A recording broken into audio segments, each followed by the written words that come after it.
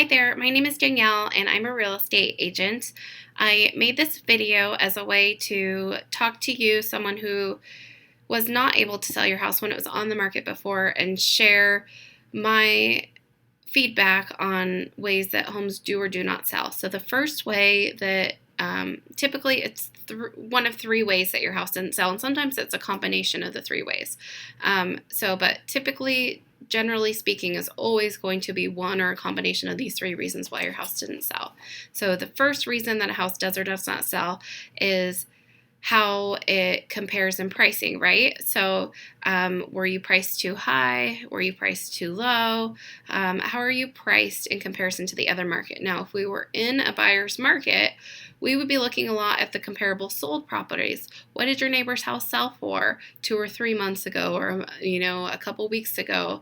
And that might be a good guideline to see what you could potentially get for your home. Well, in this market, it's crazy low inventory. It's an appreciating market where in most areas around the east side, house prices went up 10% in the last year alone. In King County right now, year over year between December of 2015 and December of 2014, we already had crazy low inventory, like 5 weeks of inventory. Well, now it's down 42% more. So there's not very much competition on the market right now. So if your house didn't sell, everything's bidding wars. There's no competition out there. So if you have a really good plan, and it's one of the things about your plan is making sure that it's positioned correctly, not only should your house be selling, but you should absolutely be getting top dollar for it. So when you're pricing, like I said, we're not in a buyer's market, we're in a seller's market. So you really want to be looking at what is the house that down the street from yours pending for.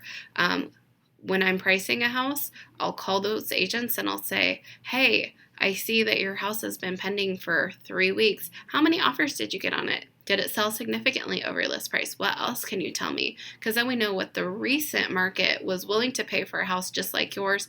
That information is really key. The other big thing to look at in pricing is if your market goes on the market today and buyers are going out and looking at your house and 4 other houses in the marketplace, how does your house compare compared to those other houses? So when I put a house on the market, right when we go on, I'm physically going to walk through what the competition is. Just by looking at a computer, I might get a good idea, but I can't tell if there's a really bad pet smell in the house, or maybe the house actually shows way better in person than what I can tell.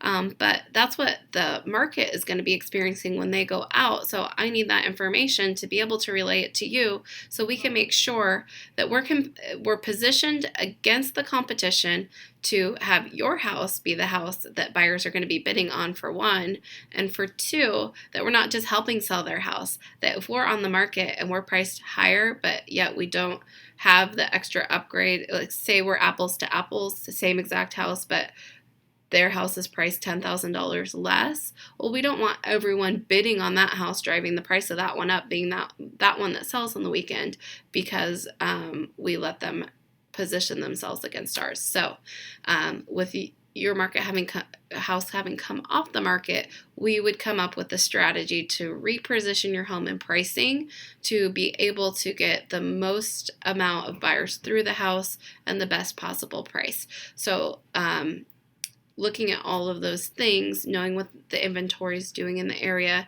knowing the days on market, are things going in multiple offers, which strategy can we use to position your house to get sold for the most amount of money? So that's number one, pricing. Number two is, how does your house show? So really, your first showing is online. And 95% of buyers, they're looking online. The average buyer starts looking 2 years before they even end up buying online. And let me tell you, the buyers in our area with the super low inventory, they're scouring the internet, spending hours a day going to all these different websites, Redfin, Zillow, Trulia, trying to make sure they're not missing out on anything. They are spending so much time searching online. So making sure that not only is your house priced correctly, and that you're on all those different websites that they're looking, that no matter where they're searching, they're going to find you. But really, you want to make sure that they're not ruling out your house on their first showing online, because we can't get offers if we can't get those buyers through your house. So making sure if your house needs to be staged, that it's staged to show really well online and in person. So making sure, having those beautiful professional photographs that are going to really market your house, show it off, and really entice buyers to want to come and make an appointment to see your house. So making sure it shows really well online as well as in person. And so that's where having a professional come in and put together a plan for if you need to make some repairs. We'll put together a plan of what's going to get you the most bang for your buck. If it needs to be staged, we'll do the staging, we'll do the beautiful photographs, and maybe you don't want to do any repairs. Maybe that's why it didn't sell the first time. Well, let's see, maybe the market's gone up in value since the last time you had it on the market before, so maybe you don't need to lower your price because the market's gone up. So we look at all those different things to make sure that you're positioned to sell for the most amount of money. And then the last thing being how the property is marketed.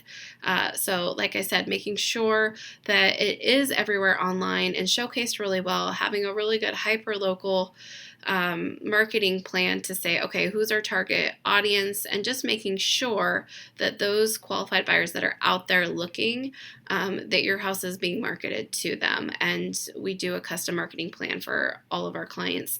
And typically in these areas that are getting these multiple offers, we do open house blitzes, and we get so many qualified buyers through, and it really creates this frenzy and all this activity. So essentially, I specialize in selling homes that didn't sell the first time around.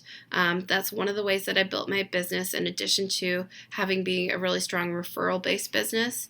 The mission of my real estate business is to create clients for life.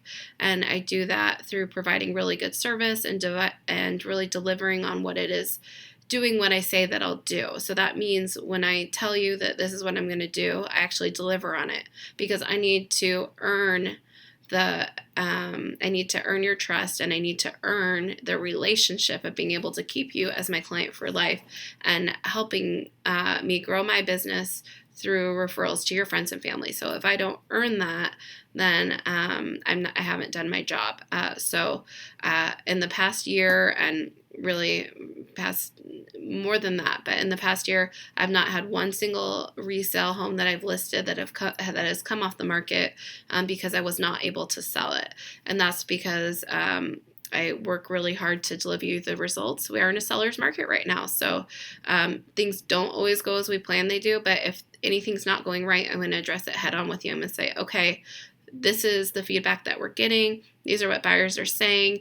Let's adjust this to get you the results. And so you'll always know what's going on every step of the way. Communication is so key.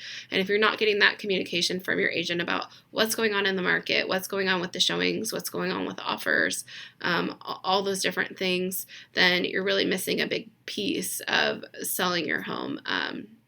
So that's pretty much in a nutshell. I'm going to go ahead and attach my pre-listing PDF file for you that goes through more of my marketing plan and tells a little bit more about me.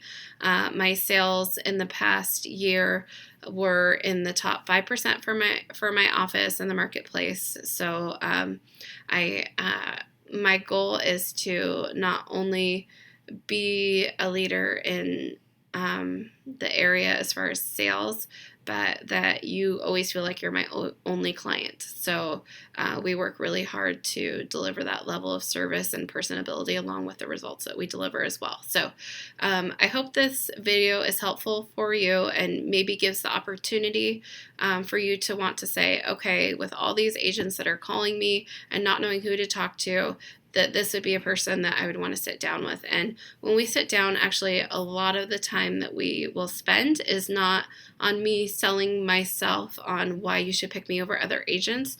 It's really going to be a lot of questions. It's going to be going through the house, trying to figure out, okay, why didn't it sell before? What can we do to position your home?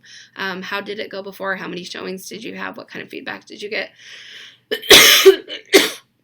It's really a lot more of a consultation than just me selling myself. It's really figuring out what went wrong and what we can do to actually get you to where you want to go, get you those results. And ultimately, the goal is always to get you the most amount of money in the least amount of time with the least amount of inconvenience, and hopefully earning the right to create you as a client for life. So I appreciate that you allowing me to